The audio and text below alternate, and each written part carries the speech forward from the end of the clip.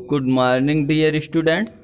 Class 11th की chemistry में हम लोग गैसीय अवस्था के विषय में पढ़ रहे थे, जिसमें आज हम प्रावस्था परिवर्तन जैसे ठोस अवस्था, द्रव अवस्था, गैस अवस्था, पदार्थ की 3 मूल अवस्थाएं हैं। इन अवस्थाओं में हम परिवर्तन कैसे कर सकते हैं, phase change, melting point, boiling point, प्रावस्था परिवर्तन। सबसे पहले हम पदार्थ की अवस्था को परिवर्तित करना सीखते हैं। प्रकृति में उपस्थित कोई भी पदार्थ उचित परिस्थितियों में कोई भी प्रावस्था प्राप्त कर सकता है। या तो वो ठोस अवस्था में होगा, या तो वो द्रव अवस्था में होगा, या फिर वो गैसीय अवस्था में हो सकता है, तथा उचित परिस्थितियां उत्पन्न करके पदार्थ की प्रावस्था को चेंज किया जा सकता है। उचित प्रावस्था मीन्स दाब डालकर या ताप डालकर, ताप बढ़ाकर, या फिर आयतन के द्वारा आयतन परिवर्तित करके उसकी अवस्था को परिवर्तित किया जा सकता है। जैसे कि ठोस है, ठोस आपका बर्फ है, इसको हम गर्म करेंगे, ताप बढ़ाएंगे इसका, तो ये क्या करेगा, पिघल करके द्रव में परिवर्तित हो जाएगा। अगर द्रव अवस्था में है तो उसको गर्म करने पर वो वाष्पित हो जाएगा। इस प्रकार से किसी पदार्थ की अवस्था को हम परिवर्तित कर सकते हैं। उदाहरण, बर्फ को गर्म करने पर यह जल में तथा जल को ठंडा करने पर यह वापस बर्फ में परिवर्तित हो जाता है। ठोस, द्रव तथा गैस प्रावस्थाओं का अंतरा परिवर्तन निम्नवत है। ठोस, द्रव तथा गैस पदार्थों का यहाँ पर अंतरा परिवर्तन दिखाया गया है। ठोस पदार्थ गर्म करने पर ये द्रव में गल करके द्रव में बदल जाता है। द्रव को अगर ठंडा करते हैं तो हिमीकरण के द्वारा वापस ये ठोस में बदल जाता है। द्रव को यदि गर्म करते हैं तो ये वाष्पीकरण के द्वारा गैस में बदल जाता है। गैस को ठंडा करेंगे, संघनन के द्वारा द्रव में बदल जाता है।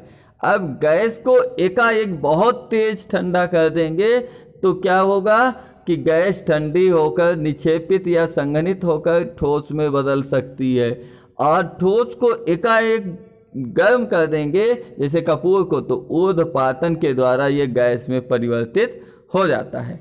किसी पदार्थ की भौतिक अवस्था, भौतिक अवस्था क्या होती है, ठोस हो सकती है, द्रव हो सकती है, गैस हो सकती है। भौतिक अवस्था को प्रभावित करने वाले मुख्य कारकों में से ताप एक कारक है। ताप भी एक कारक है जिसके द्वारा पदार्थ को हम परिवर्तित कर सकते हैं, एक अवस्था से दूसरी अवस्था में बदल सकते हैं। आगे देखते हैं ठोसों का गलन। ठोस पदार्थ है, यह किस प्रकार गलता है, पिघलता है। स्थिर दाब पर जब किसी ठोस को ऊष्मा दी जाती है, यदि दाब को स्थिर कर दिया जाए, दाब बार बार नहीं बढ़ाएंगे और केवल ताप बढ़ाएंगे।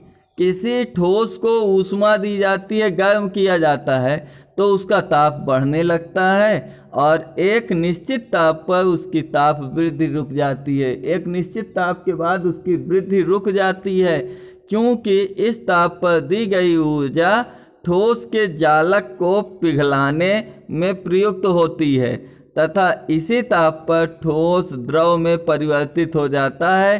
ठोस के द्रव में परिवर्तित होने की इस क्रिया को ठोसों का गलन कहते हैं, गलना, पिघलना कहते हैं।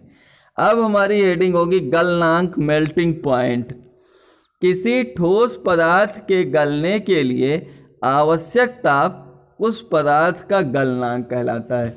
यदि ठोस पदार्थ है जैसे बर्फ है, कितना ताप दे दिया जाए कि वो ठोस पदार्थ गल करके बर्फ से जल में परिवर्तित होने लगे। मान लिया 100 डिग्री सेंटीग्रेड पर वो गल करके बर्फ से द्रव में, जल में परिवर्तित होने लगेगा, तो 100 डिग्री सेंटीग्रेड उसका गलनांक होगा। अथवा इसकी दूसरी डिफिनीशन देखेंगे, वह निश्चित ताप जिस पर कोई ठोस पदार्थ गलने, ब्रैकेट में पिघलने, गलने पिघलने एक ही बात है, लगता है, उसे उस ठोस पदार्थ का गलनांक कहते हैं। अगली हेडिंग है द्रवों का हिमीकरण, फ्रीजिंग पॉइंट। फ्रीजिंग मैंने हिम में बदलना।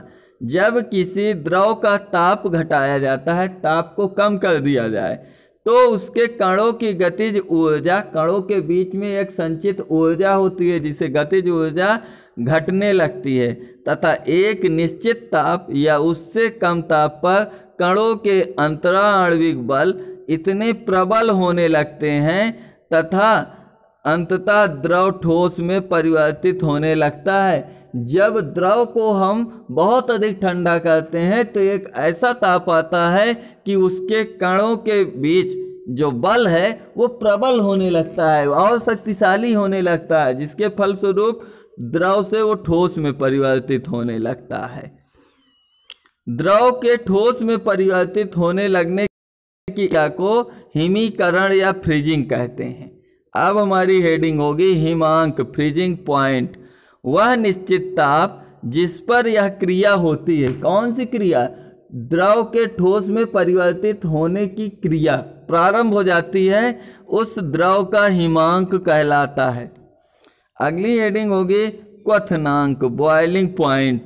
वह निश्चित ताप जिस पर किसी द्रव का वाष्प दाब एक वायुमंडल के बराबर हो जाता है। द्रव में एक निश्चित वाष्प दाब होता है जो एक वायुमंडल के बराबर हो जाता है, उसे उस द्रव का क्वथनांक कहते हैं। क्वथन मीन्स उबलना।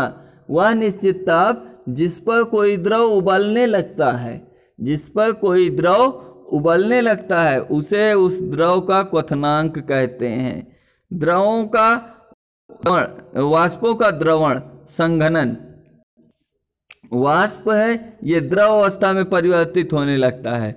जब वाष्पों का ताप घटाया जाता है, जब वाष्पों का ताप घटाया जाता है तो उनकी गतिज ऊर्जा घट जाती है तथा अंतराणुक बलों की प्रबलता, अणुओं के बीच लगने वाले बल अधिक प्रबल हो जाते हैं।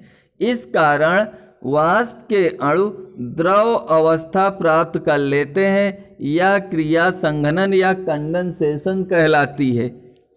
संघनन वाष्पीकरण क्या है? जैसे कि जल कहीं पर भरा हुआ है किसी पात्र में, किसी जलाशय में, ताप बढ़ा, धीरे धीरे जलवाष्प में परिवर्तित होकर उड़ने लगा।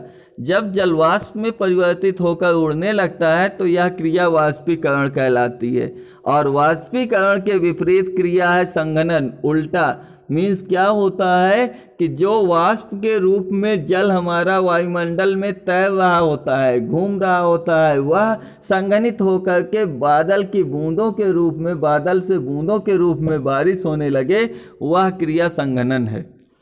अगली हेडिंग होगी ऊर्ध्वपातन, जिसे सब्लिमेशन कहते हैं। ऊर्ध्वपातन, सब्लिमेशन। कुछ ठोस पदार्थ ऐसे होते हैं जो गर्म करने पर बिना द्रव अवस्था में प्राप्त किए, द्रव अवस्था में परिवर्तित हुए, सीधे वाष्प अवस्था में परिवर्तित हो जाते हैं। इस क्रिया को, यह क्रिया ऊर्ध्वपातन या सब्लिमेशन कहलाती है। जैसे कपूर, आप लोगों के घरों में पूजा वगैरह का कार्यक्रम होता है, कपूर को जलते हुए देखा होगा। कपूर ठोस अवस्था में होता है, जब उसमें आग लगा दी जाती है तो सीधे वो बिना द्रव में बदले वो क्या होता है, गैस में परिवर्तित होने लगता है। और यही है ऊर्ध्वपातन।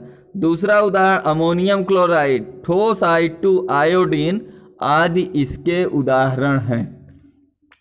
तो आज की डेट में हम लोगों ने अवस्था परिवर्तन से संबंधित बातों को पढ़ा। कल हम लोग नए टॉपिक के साथ फिर से मिलेंगे। तब तक के लिए जय हिंद, वंदे मातरम।